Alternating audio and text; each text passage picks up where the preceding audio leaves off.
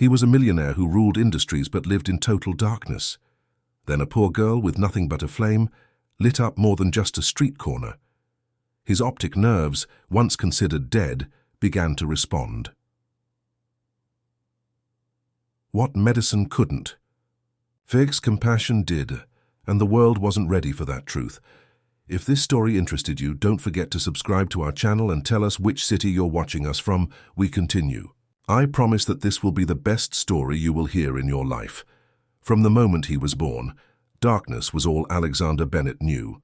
The doctors had delivered their verdict with clinical detachment when he was just an infant. Complete. Blindness. Irreversible. A condition he would carry throughout his life. His wealthy parents, determined their son would not be defined by what he lacked, surrounded him with the finest tutors, adaptive technologies, and opportunities money could buy. As Alexander grew, he developed an extraordinary memory and analytical mind. His other senses, hearing, touch, smell, became so refined that he navigated the world with remarkable precision. By 30, he had transformed his father's modest investment firm into Bennett Financial Group, a Wall Street powerhouse known for its uncanny market predictions and ruthless efficiency. Now at 42, Alexander lived in a meticulously organized penthouse overlooking Central Park, a view he had never seen but had paid $17 million to possess. His days followed an unwavering routine.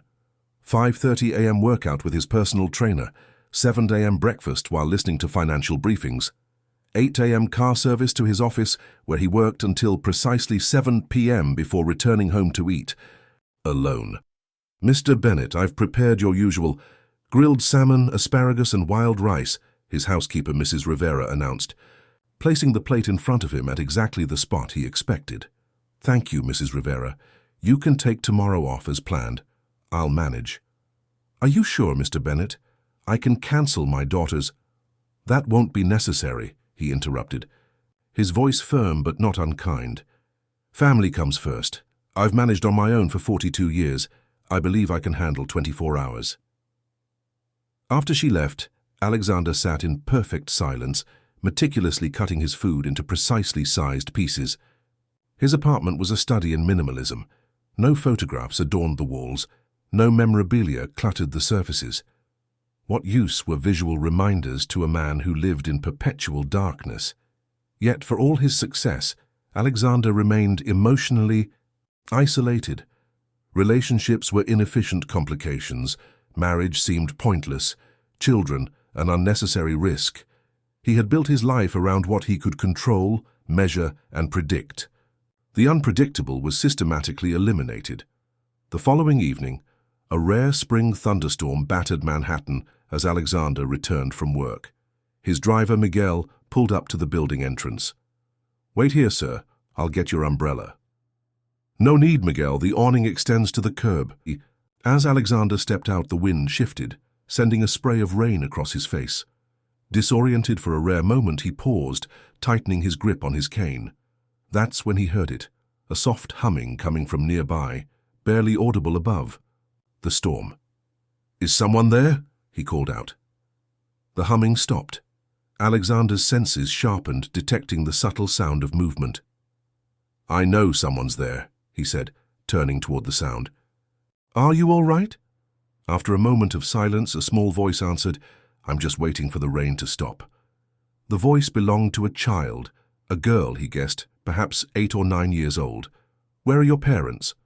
Alexander asked, instinctively stepping toward the voice. "Don't have any," she answered simply. Alexander frowned. "Everyone has parents." "Not me," she replied, her voice matter-of-fact rather than self-pitying. "Not anymore." Before he could respond, Miguel approached.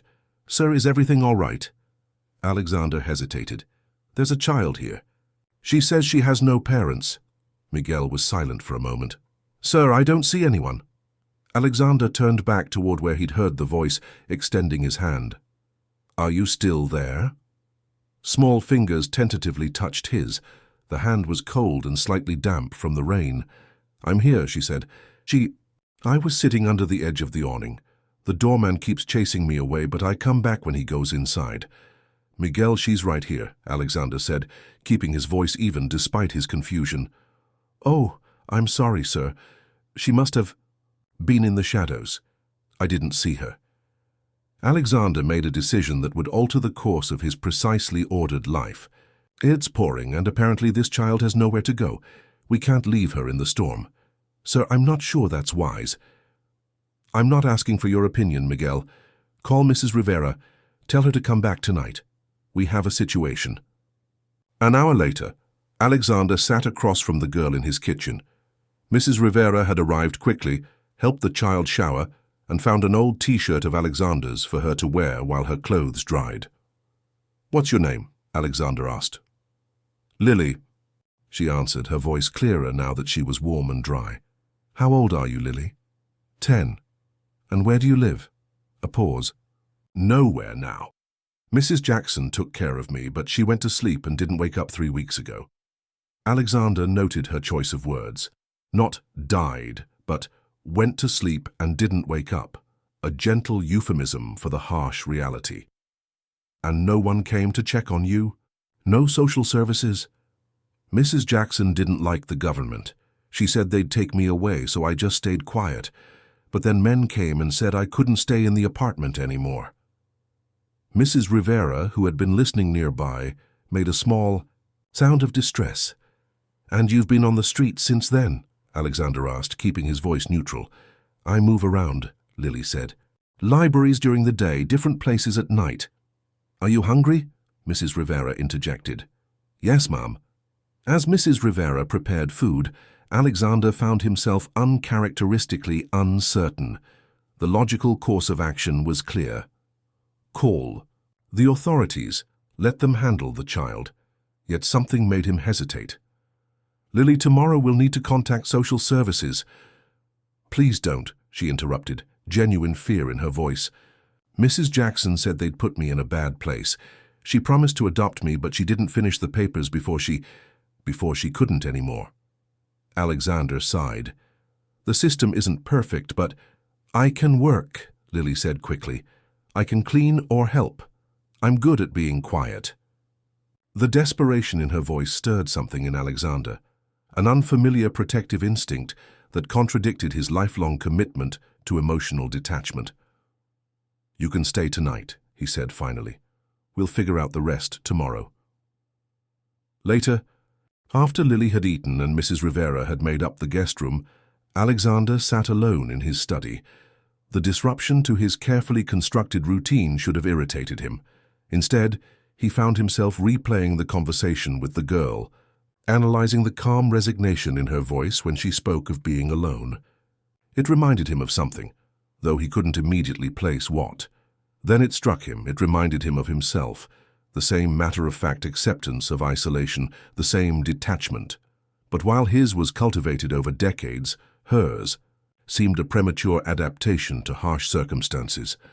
As Alexander prepared for bed that night, a strange sensation overcame him, a brief flash of something he couldn't identify, not quite light, not quite color, just a momentary presence in the perpetual darkness. He dismissed it as stress from the unusual evening. Little did he know that this fleeting sensation was the first spark of an extraordinary change about to unfold in his life, one that would challenge everything. He thought he knew about his condition, about connection, and about what it truly means to see. Alexander woke the next morning disoriented. Something was different. His internal clock told him it was just past 5 a.m., yet he hadn't been awakened by his alarm. Instead, there was singing, a soft, gentle melody drifting through his usually silent apartment. For a moment, he couldn't place it. Then yesterday's events rushed back. The storm, the girl, his impulsive decision to bring her inside. He reached for his phone and pressed a button. Mrs. Rivera, he called when the housekeeper answered. I'm here, Mr. Bennett. I stayed the night as you asked. The child is awake. She's quite remarkable. Alexander dressed quickly and made his way to the kitchen, his cane tapping rhythmically against the hardwood floors. The singing stopped as he entered. Good morning, Mr. Bennett, Lily said, her voice bright. You can call me Alexander, he replied, surprised at his own informality. Did you sleep well? Yes, sir. The bed was so soft I thought I might sink. Through it. Despite himself, Alexander smiled. Mrs. Rivera, what's our plan for today? The housekeeper hesitated. Sir, I've been thinking. My sister works for Child Protective Services. Perhaps I could call her rather than the general intake line. She would ensure the child is treated well. Alexander nodded. Make the call. Lily, would you like breakfast? Yes, please. There was a pause. Alexander, why do you have so many candles if you can't see? The question caught him off guard. Candles? On the shelf in the living room, there are 15 of them, all different. Colors still in their packages. Mrs. Rivera answered before he could. Those were gifts from clients, sir. I placed them on the display shelf. Alexander had no idea there were candles in his home. It was one of many visual details he'd never bothered to inquire about. His apartment was maintained to exacting specifications of organization and cleanliness, but the aesthetic elements were left to Mrs. Rivera's discretion. Could we light one? Lily asked. The purple one smells like lavender. I don't see why not, Alexander replied, curious about her interest. As they ate breakfast, Mrs. Rivera lit the candle and placed it on the table. Alexander couldn't see the flame, but he detected the subtle scent of lavender mingling with the aroma of coffee and toast. You should look at the flame, Lily said suddenly. Alexander smiled patiently. Lily, I'm blind, I can't see the flame. But you could try, she insisted. Mrs. Jackson said looking at candles helps eyes get stronger. I'm afraid it doesn't work that way. My optic nerves never developed properly. But you squinted when... I moved the candle closer to you, Lily persisted, like you felt something. Had he? Alexander wasn't aware of any reaction, yet the child seemed so certain. Mrs. Rivera interrupted. Sir, I've spoken with my sister. She can come here this afternoon. Rather than having you take Lily to the processing center. That would be preferable, Alexander agreed, momentarily distracted from Lily's observation. Throughout the morning, Alexander worked from home, an unprecedented disruption to his routine.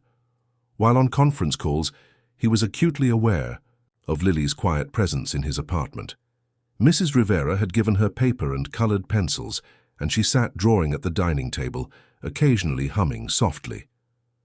Between calls, Alexander approached her. What are you drawing? Light, she answered simply. Light? What do you mean? Different kinds of light. Morning light is golden thin, afternoon light is white and thick, candle light is orange and dances. I'm drawing all the kinds I can remember. Alexander was struck by the poetry of her descriptions. You seem to pay a lot of attention to light. Mrs. Jackson taught me to. She said people who can see don't notice light anymore. They only notice things. But light is what lets you see the things. Alexander sat beside her, intrigued. And why is that important? Because light changes how things look. The same thing can look different in different light. She paused. Mrs. Jackson said that's true about people too. You have to see them in different light to know who they really are. A surprising wisdom from a child so young. Mrs. Jackson sounds like she was very smart. She was a photographer before she got sick. She taught me about light and shadows. Later that afternoon, Mrs. Rivera's sister, Elena Vasquez, arrived. Alexander listened as she gently questioned Lily about her circumstances, confirming much of what the girl had already told them. Mrs. Jackson had been her caretaker since she was 5, but had never completed the legal adoption process. After her passing, Lily had been essentially homeless for nearly a month. She'll need to come with me to the group home until we can find a foster placement, Elena explained to Alexander after the initial interview. What are the conditions? At this group home, he asked. Elena hesitated. It's adequate. Currently at capacity, which means she'll likely be in a room with 3 other girls, but it's safe, and we have good staff. Alexander frowned. Something about sending the child to an overcrowded facility troubled him deeply. What if she stayed here temporarily, until you find a suitable foster home? Both women fell silent. Mr. Bennett, Elena finally said, while I appreciate the offer, there are protocols. You haven't been vetted as a foster parent. There are background checks, home studies. I understand, Alexander interrupted.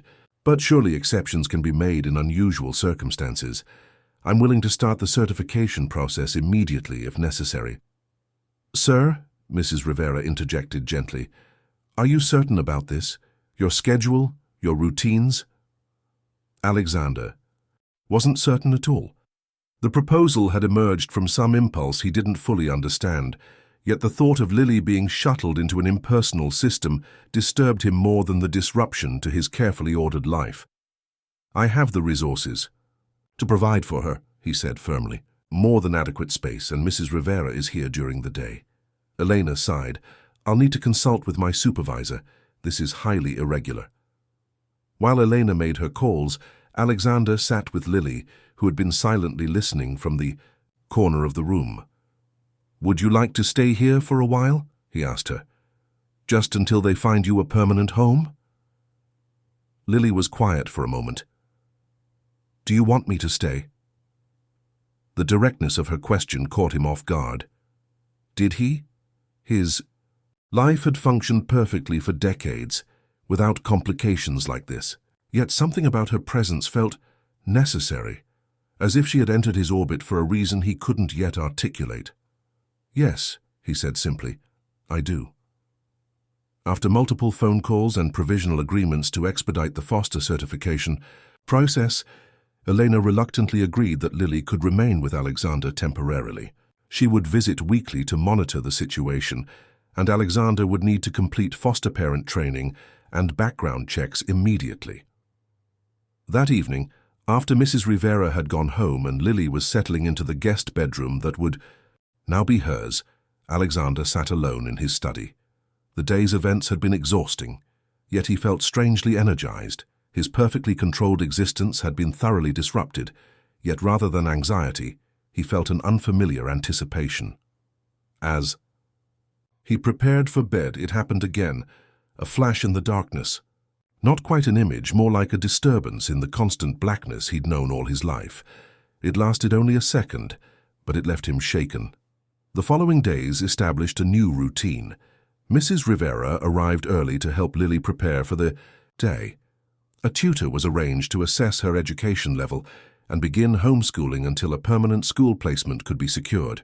Alexander adjusted his schedule, working from home in the mornings and going to the office after lunch. On the fourth day, as he prepared to leave for work, Lily approached him with something in her hands. I made this for you, she said. She placed a small object in his palm. His fingers explored it, a cylinder clearly handmade with irregular sides. It's a candle, she explained. Mrs. Rivera helped me make it. It's blue like the sky at noon. I think you should look at it every day. Thank you, Lily, he said, genuinely touched by the gesture. But you know I can't see it. Not yet, she said with such certainty that Alexander didn't have the heart to contradict her. That night, after Lily had gone to bed, he sat alone with the homemade candle burning on the table before him. On an impulse, he removed his dark glasses, the ones he wore not to see, but to help others feel more comfortable around him. He focused in the direction of where he knew the candle sat. Nothing at first, just the familiar darkness.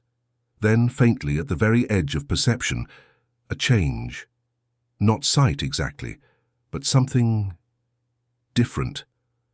A presence in the void. Alexander's heart raced. Logically, he knew it was impossible. 42. Years of total blindness didn't suddenly reverse itself. Yet he couldn't deny what he was experiencing.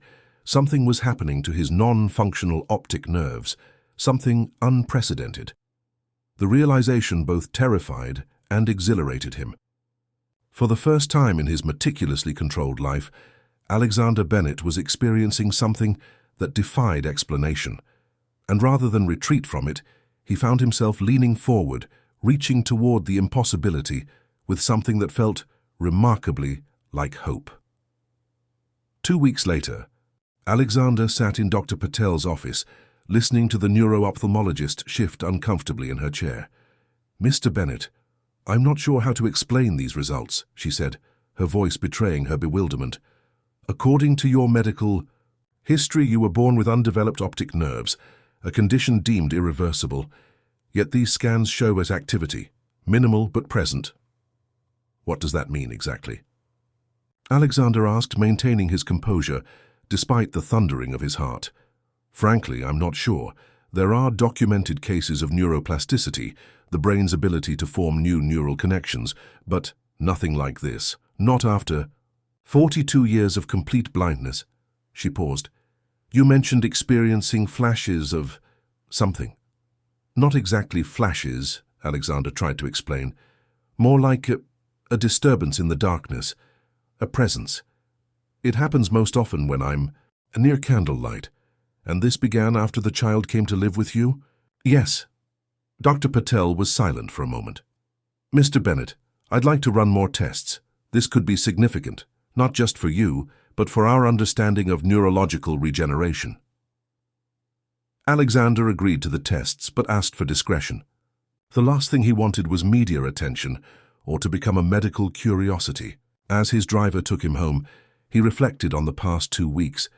Living with Lily had transformed his methodical existence. His apartment, once silent and sterile, now resonated with her quiet energy. She wasn't a typically boisterous child. Her time on the streets had taught her caution, but her presence filled spaces he hadn't known were empty.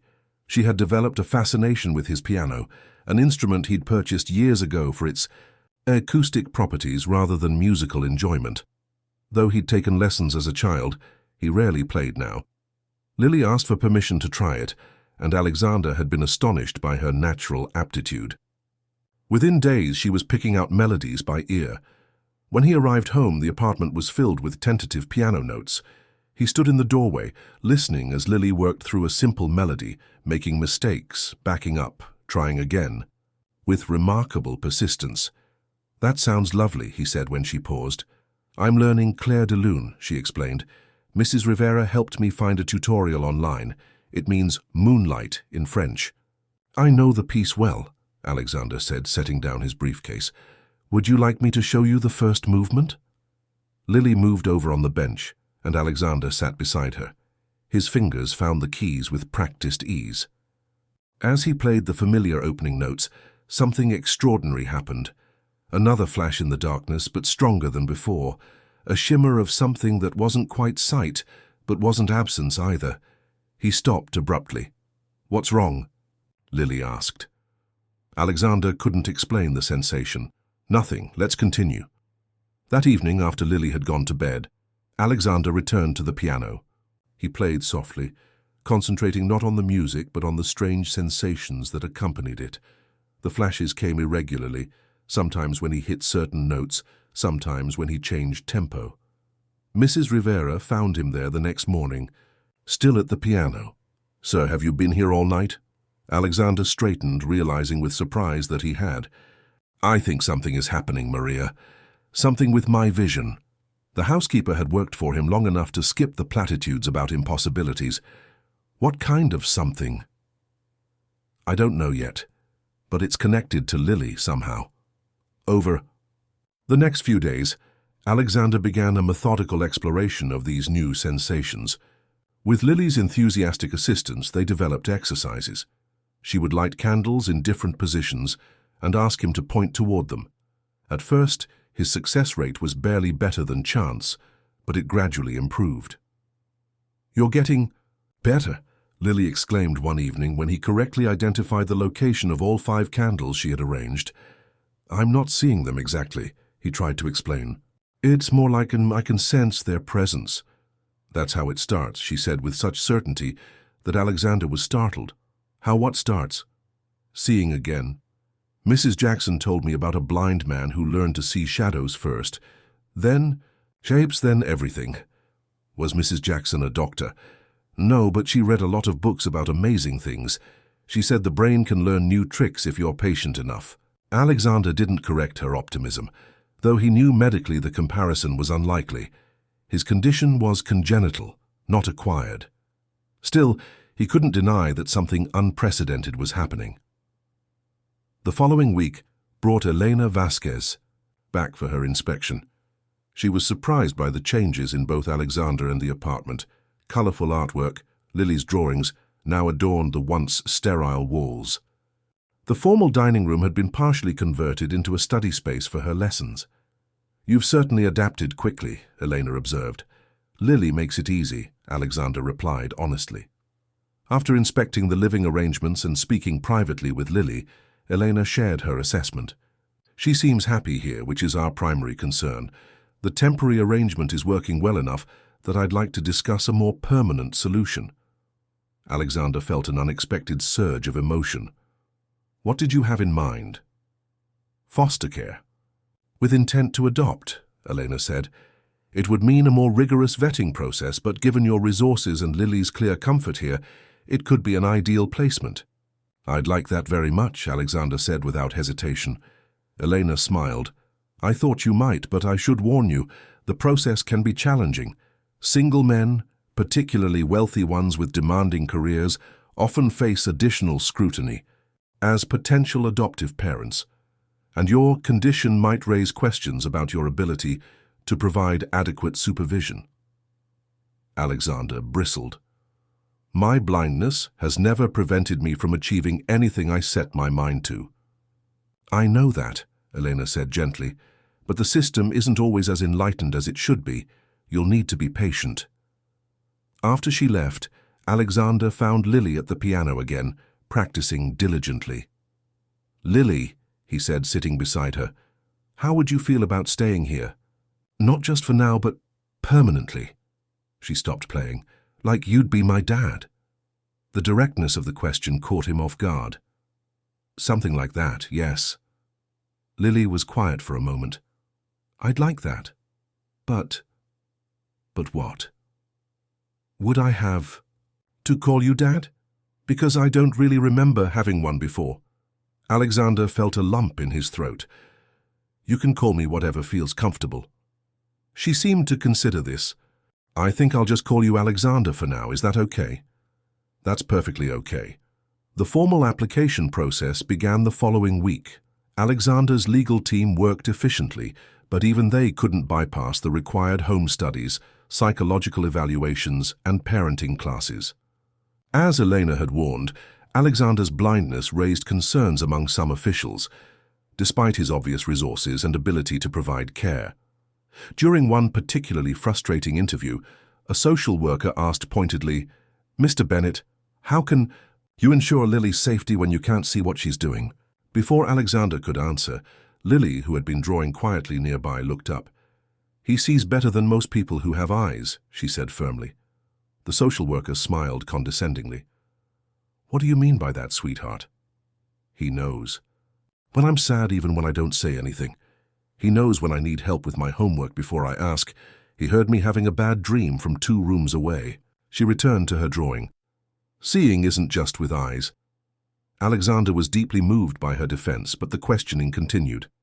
Later that evening, as he helped Lily prepare for bed, she asked, "Are they going to take me away because you're blind?" "No," he assured her with more confidence than he felt. "They're just doing their job, making sure you'll be well taken care of." "But I am well taken care of," she insisted. "I know. And they'll see that too eventually." As the adoption process inched forward, Alexander continued his medical testing with Dr. Patel. The results remained baffling. His optic nerves showed increasing activity, yet still far below what would be needed for functional vision. "It's unprecedented," Dr. Patel said during one appointment. "I've consulted with colleagues internationally. No one has seen anything like this. Spontaneous regeneration in congenitally undeveloped optic pathways. We'd like to publish a paper." "No," Alexander interrupted firmly. "No publications.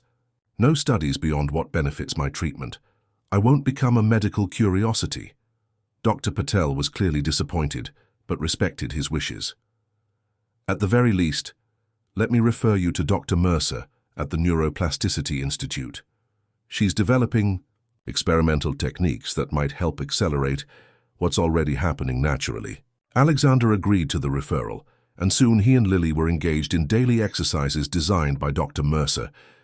To his surprise, she incorporated many of the intuitive techniques Lily had already been using: candles, music, and focused attention. Exercises. "The child has remarkable instincts," Dr. Mercer observed after watching them work together, almost as if she understands neuroplasticity intuitively. The exercises became part of their daily routine. In the morning before work, and in the evening before Lily's bedtime, they would sit together in a room with the lights dimmed, working through the carefully designed protocol. Progress was painstakingly slow, but undeniable. Alexander began to perceive not just the presence of light, but its intensity and occasionally direction. Dr. Mercer was careful to manage his expectations, but couldn't hide her excitement at each new development. Meanwhile, the adoption process faced an unexpected complication. During a routine background check on Lily's history, investigators discovered that Mrs. Jackson had never been Lily's legal guardian at all. The documentation they found suggested that Lily had been abandoned as an infant, and Mrs. Jackson had simply taken her in without involving authorities. "This complicates things," Elena explained during an urgent visit. "Without established legal history, we need to make a more extensive effort to locate potential biological relatives before proceeding with adoption." "After 10 years, Alexander asked incredulously, "what are the chances of finding someone now?" "Slim," Elena admitted, "but legally required. We'll run her DNA through the national database and place the mandatory notices. It's mostly a formality, but it will delay the process by at least 3 months." Alexander was frustrated by the delay but understood the necessity. What troubled him more was how to explain this to Lily without making her feel unwanted or abandoned all over again. That evening, as they sat together at the piano, he tried to find the right words. "Lily, there's something I need to tell you about the adoption process," she continued, playing softly. "They found my real mother, didn't they?" Alexander was stunned. "No, why would you think that?" Lily stopped playing. "I've been having these dreams about a woman singing to me under stars. She has hair like mine and eyes that look sad. I thought maybe she was real and they found her." "No, nothing like that," Alexander assured her. "They just need to do a formal search before we can continue. It's unlikely. They'll find anyone after all this time." Lily nodded but seemed distracted. "Alexander, can I ask you something?" "Of course." "If they did find her, my real mother, would you still want me?" The question pierced Alexander's heart. "Lily, nothing would change how I feel about you. Nothing." She seemed satisfied with this answer and returned to her playing. But later that night, Alexander lay awake, troubled by her question and the dreams she'd described. There was something about the timing, the coincidence of these dreams emerging just as the search for biological relatives began, that felt significant in ways he couldn't articulate. As he finally drifted toward sleep, another flash illuminated his darkness, the strongest yet. For just a moment he thought he could make out a shape, a silhouette against the void, a child's profile, head bent in concentration. Alexander sat bolt upright, heart pounding. It wasn't just light he had perceived, it was form, the first true visual impression of his life, and it had been Lily. The DNA search results arrived on a Thursday morning, 3 months after being initiated. Alexander was in his home office when Eleanor called. "We got a match," she said, her voice carefully neutral. Alexander's fingers tightened around the phone. "A familial match?" "Yes, maternal. A woman named Claire Donovan. She's 32, lives in Boston. She's an illustrator." An illustrator. Like Mrs. Jackson had been a photographer, people who worked with visual arts. The coincidence wasn't lost on Alexander. "Has she been contacted?" "Yes, she was emotional. According to her statement, she had a baby at 22 that she entrusted to her elderly neighbor while undergoing treatment for leukemia. When she recovered and returned home 6 months later, both the neighbor and the baby were gone. She filed missing persons reports, but the trail went cold." Alexander felt a complex tangle of emotions, sympathy for this woman's loss, fear of what it might mean for Lily, for him. "What happens now?" "She's requesting a meeting. Given the circumstances, the court will likely grant it." Alexander took a deep breath. "And then?" Elena hesitated. "It's complicated. Legally, she never surrendered her parental rights. The courts generally favor biological parents, but after 10 years of separation, it will ultimately depend on what's deemed in Lily's best interest. After hanging up, Alexander sat motionless, confronting emotions he'd spent a lifetime avoiding. The mighty thought of losing Lily was physically painful. In the few months she'd been with him, she had become essential, not just to his remarkable neurological changes, but to his understanding of what it meant to truly live. He found her in the living room, surrounded by drawing supplies, humming softly as she worked. "Lily," he said gently, "could we talk for a moment?" She set down her pencils. "Is it about my mother?" Again, her intuition startled him. "Yes." "How did you know?" "The dreams have been stronger. Last night I could see her face clearly. She was wearing a blue scarf with yellow flowers." Lily paused. "Is she alive?" Alexander sat beside her. "Yes, her name is Claire. She's been looking for you for a very long time." Lily absorbed this quietly. "Does she want me back?" "She wants to meet you," Alexander said carefully. "What happens after that would depend on many things, including what you want." "What if I want to stay with you?" Alexander fought to keep his voice steady. "Then I would do everything in my power to make that happen." The meeting was arranged for the following Saturday. Claire would come to Alexander's apartment, with Eleanor present to supervise.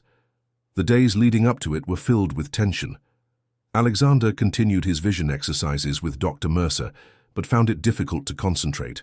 The flashes and shapes that had been becoming more frequent and defined now seemed to retreat, as if responding to his emotional distress. Saturday arrived with brutal swiftness. Alexander dressed with unusual care, conscious that he was about to meet someone who could fundamentally alter his and Lily's future. Lily, too, seemed unnaturally quiet as Mrs. Rivera helped her prepare. "Alexander," she asked as they waited, "if I go with her, will your eyes stop getting better?" The question caught him off guard. "I don't know. Why do you ask?" "Because I think I'm helping somehow. With the candles and the music, Dr. Mercer says I have good instincts." Before Alexander could respond, the doorbell rang. Mrs. Rivera went to answer it, and moments later, Eleanor's voice announced their arrival. "Mr. Bennett, Lily, this is Claire Donovan." There was a moment of profound silence. Then Lily whispered, "She's wearing the blue scarf with yellow flowers." Alexander heard a sharp intake of breath from the doorway, then a woman's voice, trembling with emotion. Yes, I am. I've had it since before you were born." The tension in the room was palpable. Alexander stood, extending his hand in the direction of Claire's voice. "Ms. Donovan, I'm Alexander Bennett. Thank you for coming." Her hand met his. Artist's hands, he thought, with calluses similar to Lily's from holding pencils. "Thank you for taking care of her?" Claire said softly. The initial conversation was awkward, halting. Claire explained her story, how she'd been diagnosed with an aggressive form of leukemia shortly after giving birth to Lily. With no family to help and facing months of intensive treatment, she'd entrusted her infant daughter to her elderly neighbor, Mrs. Peterson. "When I finally recovered enough to come home, both of you were gone," she told Lily. "Mrs. Peterson's apartment had been emptied. No one knew where you'd gone. I filed reports, hired investigators, but—" her voice broke. "The trail went cold. I never stopped looking, but after years passed, I started to lose hope." "Mrs. Jackson," Lily said quietly. She called herself Mrs. Jackson, but her mail sometimes, said Peterson. Claire nodded, wiping tears. "She must have moved, changed her name slightly. Perhaps she was afraid they'd take you away if she wasn't a relative." "She took good care of me," Lily said. "She taught me about light and colors. She read me stories every night." As the conversation continued, Alexander remained mostly silent, listening intently to the interaction between mother and daughter. Claire was clearly emotional but restrained, careful not to overwhelm Lily. She answered Lily's questions patiently, showing her photographs of the small apartment in Boston where she lived, talking about her work as a children's book illustrator. "I kept drawing books for you," she explained. "Even when I couldn't find you, I thought somehow someday you might see them and recognize something." After an hour, Eleanor suggested that Claire and Lily might like some time alone together. Alexander agreed, retreating to his study with Eleanor, while Claire and Lily remained in the living room. "She seems sincere," Alexander said quietly once they were alone. "She is," Elena confirmed. "Her story checks out completely. Medical records, missing persons reports, everything. What happens now?" Eleanor sighed. "Legally, it's complicated. She never willingly surrendered her parental rights. But Lily has been with you for several months now, and stability is an important consideration. And what about what Lily wants? The court will take her preferences into account, given her age. But ultimate decisions are based on best interests, not just preferences." The conversation in the living room had shifted. Alexander could hear the piano. Lily was playing for Claire, showing her what she'd learned. The melody of Claire de Lune floated through the apartment. Then, unexpectedly, another voice joined in, Claire singing softly along with the music. The song triggered another flash in Alexander's darkness, the strongest yet. Not just light or shape, but color, a wash of blue. It lasted only moments but left him shaken. The initial meeting extended into lunch, then afternoon tea. Claire was clearly reluctant to leave, and Lily seemed equally captivated by her biological mother. Alexander observed their interaction with a complex mixture of emotions: happiness for Lily, fear for himself, and an unexpected empathy for Claire, who had suffered her own form of darkness in the loss of her child. As the day drew to a close, the inevitable question arose. "I would like to spend more time with Lily," Claire said carefully. Perhaps she could visit me in Boston?" The room fell silent. Alexander felt Lily's hand slip into his. "I think," Alexander said slowly, "that any arrangement should consider Lily's comfort and stability. Perhaps you might consider relocating temporarily to New York. I have several vacant properties you could use while we work through this situation." Claire seemed surprised by the offer. "That's very generous, but my work, my studio—" "You could bring your work here," Lily suggested eagerly. "Alexander has a whole room I don't use. It has the best light in the afternoon. That's what Mrs. Rivera says." The adults exchanged glances, or rather Claire and Elena did, while Alexander remained attuned to the emotional currents in the room. "That might be a workable interim solution," Elena said cautiously. "It would allow for a gradual transition while legal details are sorted out." Claire was quiet for a moment. "Mr. Bennett, could I speak with you privately?" Once they were alone in the study, Claire spoke with direct honesty. "I need to understand something. Why are you willing to help me be close to her when that might mean eventually losing her?" Alexander considered the question carefully. "Because Lily deserves to know her mother, and because I believe that what's best for her isn't about choosing between us, but having both of us in her life." The social worker mentioned something about your vision, that you're experiencing some kind of change. Alexander nodded. "It's complicated and medically unprecedented. But yes, I've begun to experience visual impressions for the first time in my life. The doctors believe Lily's presence somehow triggered neurological changes." Claire was silent for a moment. "And you think if she leaves—" "I don't know," he admitted. "But that's not why I want her to stay. The vision changes are remarkable, but they're secondary to what she's brought into my life. Before Lily, I existed in emotional darkness as complete as my physical one." 2 weeks later, Claire moved into a guest apartment in Alexander's building. Her schedule was established. Lily would spend days with Alexander, continuing her lessons and vision exercises, and evenings with Claire, learning about art and hearing stories of her early infancy.